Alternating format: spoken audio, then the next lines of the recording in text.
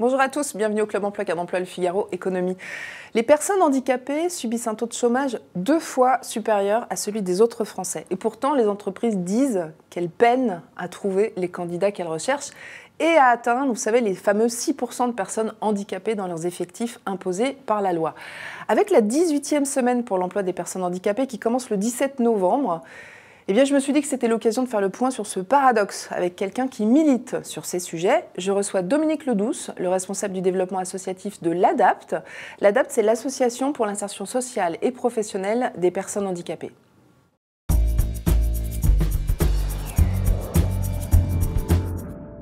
Bonjour Dominique Ledouce. Bonjour. Soyez le bienvenu. Alors pour être précis, on va commencer par 2 chiffres importants.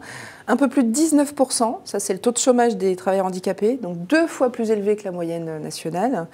Et puis 3%, ça c'est le taux d'emploi des personnes handicapées, alors que la loi, on le sait, impose 6% dans l'effectif des entreprises de plus de 20 salariés. Alors Dominique Ledouce, est-ce qu'on a vraiment progressé en 25 ans ?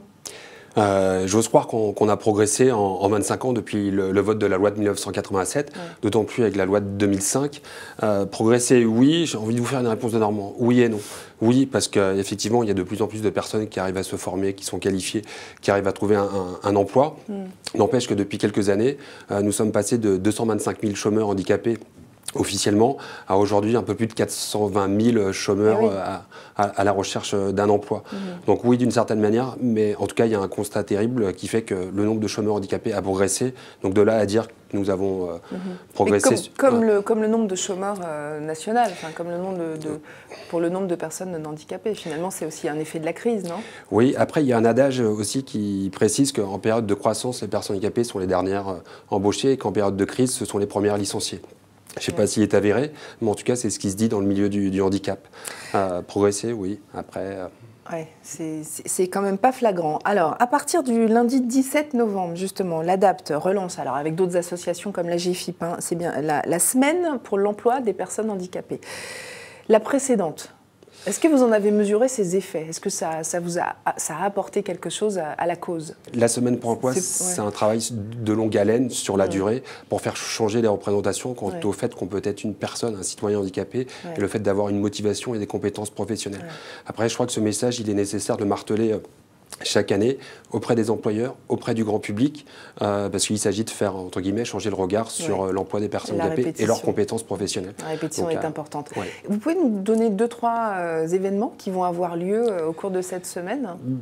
Dès la semaine prochaine, lundi prochain, on commence par un job dating. Le principe du speed dating, la rencontre amoureuse, mais adapté dans le cadre de la rencontre entre demandeurs d'emploi. Il faut s'inscrire ?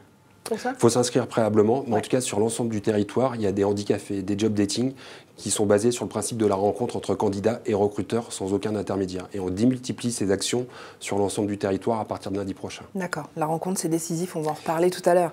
Alors concrètement, combien d'entreprises assujetties à la loi jouent le jeu et recrutent des personnes en situation de handicap? Alors, je n'ai pas tout à fait les chiffres exacts. En tout cas, nous sommes proches des 120 000 établissements qui sont assujettis à l'obligation d'emploi de personnes handicapées.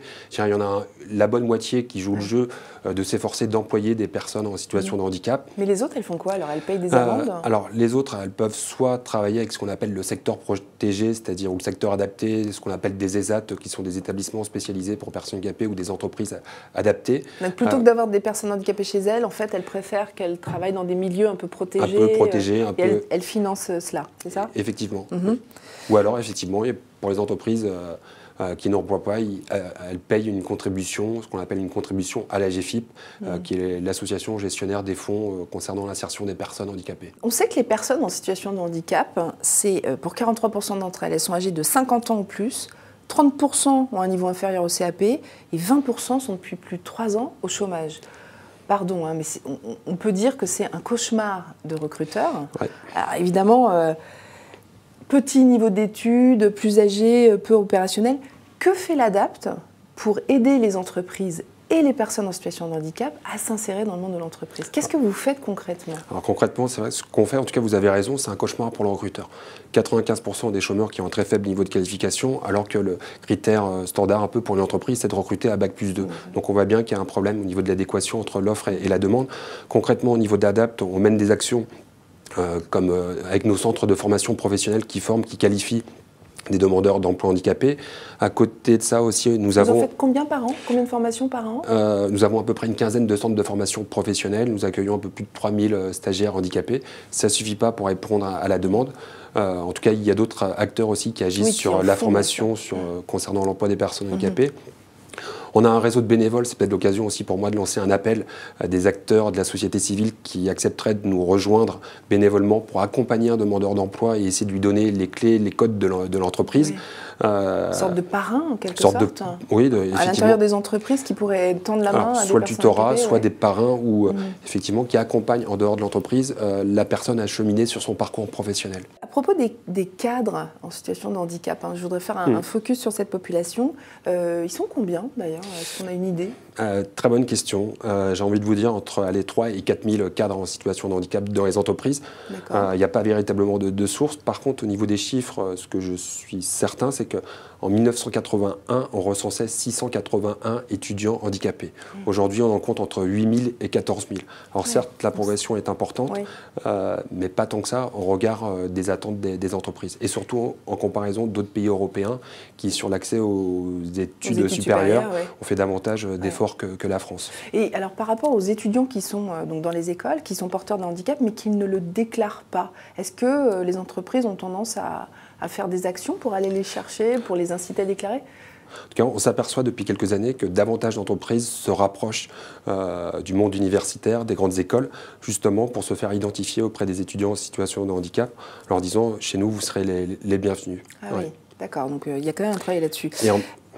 Et en même temps, on se retrouve face à un paradoxe où l'étudiant en situation de handicap est en position de force face aux portes de l'entreprise, mais une fois qu'il est en poste, avoir un manager handicapé, un manager en situation de handicap, ce n'est pas dans les habitudes de l'entreprise, en tout cas, et des collaborateurs, que d'être managé par une personne handicapée. Oui, donc il y a encore donc ça reste difficile. Une avancée des mentalités à accompagner. Plus globalement, est-ce que vous encouragez, vous, les personnes handicapées, à signaler leur handicap dès le CV? Je suis porteur d'un handicap, ou je ne sais pas, dès le CV. En tout cas, peut-être pas le préciser, je suis porteur d'un handicap, mais effectivement, il y a 4 lettres, RQTH, la reconnaissance de la qualité de travail handicapé. Vous dites qu'il faut le mettre sur le CV? Je trouve que c'est bien de le mettre sur le CV parce que c'est un élément de la personnalité du candidat. Le handicap, il est lourd à porter. C'est-à-dire que si on va rencontrer le recruteur, qu'on passe un entretien d'embauche, ne pas parler de sa situation de handicap, et lorsque plus tard on est embauché, on peut se retrouver confronté à des difficultés, je trouve que c'est mieux de le signer. C'est plus honnête. C'est pas une question d'honnêteté, mais je trouve que pour la personne, c'est bien de le préciser parce que ça a un poids. Autant s'en libérer au moment de l'entretien d'embauche. Mais par contre, c'est ce que je dis aux candidats, ne faites pas une thèse ou un exposé de 3 heures sur votre handicap. L'idée, c'est d'en toucher un mot, mais de vite revenir sur les compétences professionnelles qui sont celles des candidats. D'accord. Moi, j'ai rencontré des entreprises qui me disent aussi c'est à double tranchant de signaler son handicap sur le CV parce que dans les grandes entreprises où il y a carrément une mission handicap qui vous accueille, etc., c'est formidable. Dans les plus petites entreprises ou des entreprises moins évangélisées, c'est peut-être à double tranchant. C'est-à-dire qu'il n'y aura même pas la rencontre parce que le recruteur... Il peut avoir un frein. Et effectivement, ça fait partie du travail de longue haleine de faire tomber les représentations. Moi, j'ai envie de dire que... On le met ou on ne le met pas, alors? Si c'est une grosse... Enfin, je sais pas, il faut peut-être distinguer, non? On peut distinguer, c'est vrai. On pourrait recommander assez facilement, si c'est une grande entreprise qui a une mission handicap, de pouvoir préciser RQTH. Il faut aller voir sur Internet s'ils ont bien une mission handicap. En même temps, ce qui est avéré, c'est que ce sont les petites et moyennes entreprises qui emploient de nombreuses personnes handicapées, notamment celles qui ne sont pas assujetties à la loi, moins de 20 salariés, qui emploient en grande majorité des collaborateurs en situation de handicap. Et à partir du moment où un recruteur s'arrête sur ces 4 lettres RQTH, j'ai envie de dire peut-être que si ça reste un frein pour l'embauche, c'est-à-dire que le recruteur, peut-être qu'il n'est pas si compétent en s'arrêtant à ces 4 lettres et de pas essayer d'aller creuser ou d'aller chercher un peu plus les compétences et motivations professionnelles du collaborateur en situation de handicap. Bon, il y a de la harangue là. Il y a tous les ans un festival qui s'appelle le Festival dans la boîte Emploi et Handicap, qui a été lancé par handicap.fr et que l'ADAPT soutient. 80 films institutionnels en compétition cette année qui parlent avec humour du handicap. On va voir un extrait d'un film primé à propos des handicaps invisibles. Alice semble avoir régulièrement des pannes de réveil. Bonjour, ça va? Ça va. Vous seriez sans doute moins tatillon si elle vous avait confié qu'elle doit régulièrement suivre un traitement pour soigner son hémophilie. Ou si son handicap n'était pas invisible.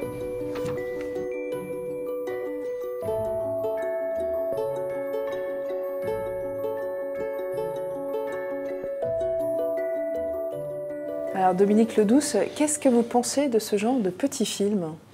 Je trouve que c'est toujours bien d'avoir des films de sensibilisation pour les entreprises. Ouais. Ça permet de faire passer des messages. Ouais, plus que de longs discours, en fait, c'est drôlement efficace, non? Je trouve qu'entre les films, les affiches, plus que de longs discours, effectivement, Ouais. c'est ce qu'il y a de plus efficace là, en termes de sensibilisation. Oui. En tous les cas, Ouais. on vous invite tous à aller regarder ces films. Il n'y en a pas 80 qui ont été sélectionnés. Non. Je crois qu'il y en a une vingtaine, Une quelque chose vingtaine. comme ça. Et il y a 5 qui ont lauréats. été primés. Voilà. Et c'est vrai que je vous encourage à aller les regarder parce que handicap et humour, ça va pas toujours de pair, Non. mais toujours Ouais.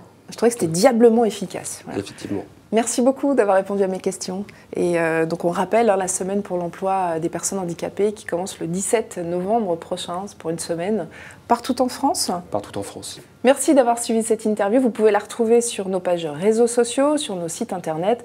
Poser des questions, interagir avec l'invité, on lui transmettra. À très bientôt.